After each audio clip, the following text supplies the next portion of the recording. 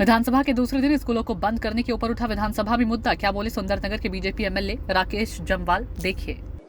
Congress party के ही नेता पूर्व मुख्यमंत्री वीरभद्र सिंह जी कहते थे कि दुर्गम क्षेत्रों में अगर 2 बच्चों के लिए भी मुझे स्कूल खोलना पड़े तो मैं 2 बच्चों के लिए भी स्कूल खोलूंगा। ये बात सत्य है कि शहर में कहीं पर आपको लग रहा है जहां पर प्राइवेट स्कूल बहुत हैं, लोग प्राइवेट स्कूलों में बच्चों को पढ़ा रहे हैं, वहां पर कुछ स्कूलों को बंद किया।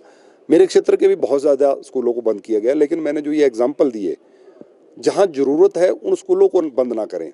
सरकार गुणवत्ता की बात कर रही है, मैंने कहा कि 1.5 वर्ष से टीचर नहीं था तो कौन वहां पर एडमिशन लेता, लेकिन आपने टीचर की व्यवस्था करने के बजाय स्कूल को ही बंद कर दिया।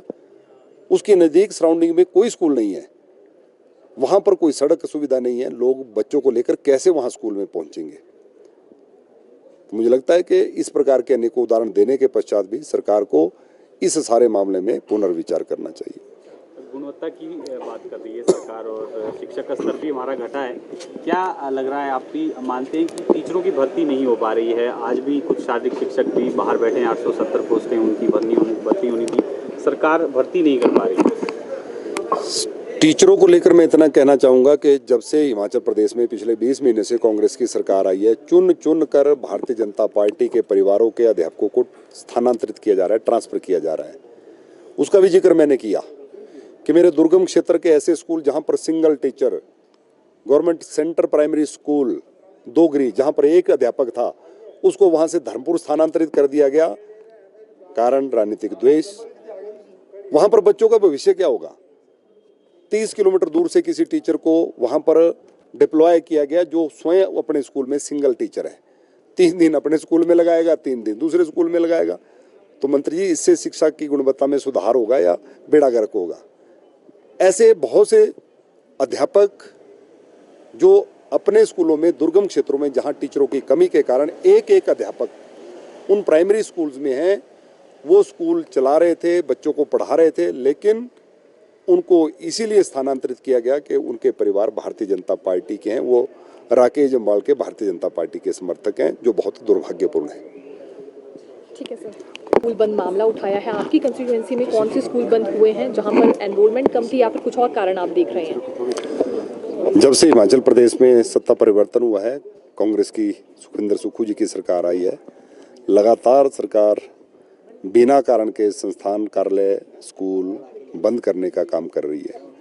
जहां आते ही सरकार बनने के तुरंत बाद जो है एक पूरे प्रदेश के 1000 से ज़्यादा संस्थान और कार्यालय बंद किए थे। वहीं अभी 400 से ज़्यादा हिमाचल प्रदेश के प्राइमरी और मिडिल स्कूल, कुछ स्कूलों को सरकार ने बंद कर दिया, कुछ को मर्ज कर दिया।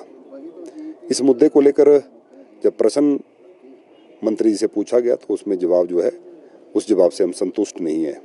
मंत्री जी ठीक प्रकार से जवाब नहीं दे पाए। सरकार ने क्राइटेरिया रखा कि जहां पर 5 या 5 से कम बच्चे होंगे उनको साथ के 2 किलोमीटर के दायरे के स्कूल में मर्ज कर दिया जाएगा। मैंने उदाहरण दिया उनको, मेरे विधानसभा क्षेत्र का एक जवरास प्राइमरी स्कूल नीरी के पास, जो 1961 से स्कूल चल रहा था, उस स्कूल को नीरी प्राइमरी स्कूल में मर्ज कर दिया गया, जिसकी दूरी 3 किलोमीटर से ज़्यादा है। सरकार कहती 2 किलोमीटर के दायरे में मर्ज करेंगे। एक स्कूल ऐसा जहाँ पिछले 1.5 वर्ष से अध्यापक नहीं है, पैदल वहां पर पहुंचने के लिए 2.5 से 3 घंटे का समय लगता है। प्राइमरी स्कूल च्योरी, धनियारा पंचायत, वहां पर 1.5 साल से टीचर नहीं था, इसलिए एनरोलमेंट हो नहीं पाई। वहां पर टीचर की व्यवस्था करने के बजाय उस दुर्गम क्षेत्र में सरकार ने उस स्कूल को ही बंद कर दिया।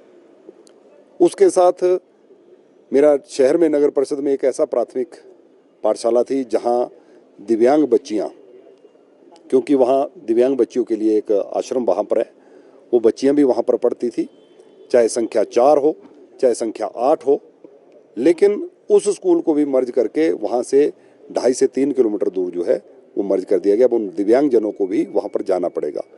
ये सारा मामला मैंने व्यक्तिगत तौर पर भी मंत्री जी से किया है, उठाया है, और आज सदन में भी जब मैंने प्रश्न किया और उसके साथ मैंने ये भी कहा कि आपको अधिकारी गलत जानकारियां दे रहे हैं, नीचे से रिपोर्ट ठीक नहीं आ रही है, इसको पुनर्विचार करना चाहिए। और उसके साथ जहां अपने स्कूलों को मर्ज किया, अच्छे अच्छे सुंदर भवन भी वहां पर बने, कहीं पर 5 कमरे का, कहीं पर 4 कमरे का स्कूल, उसको आप क्या करेंगे? उस पर भी सरकार की ओर से कोई जवाब जो है ठीक प्रकार से नहीं आया कि उन भवनों का क्या किया जाएगा, उन भवनों में क्या होगा। जैसा मैंने कहा कि दुर्गम क्षेत्रों में ऐसी जगह जहाँ 2.5 से 3 घंटे का समय लगता है, अगर वहाँ का स्कूल बंद हो जाएगा और कहीं एकांत जगह पर वो भवन होगा तो उसमें क्या करेंगे, वहाँ पर किस प्रकार के अड्डे बनेंगे, इस पर भी सरकार को गंभीरता से विचार करना चाहिए। सर 5 से कम जिन स्कूल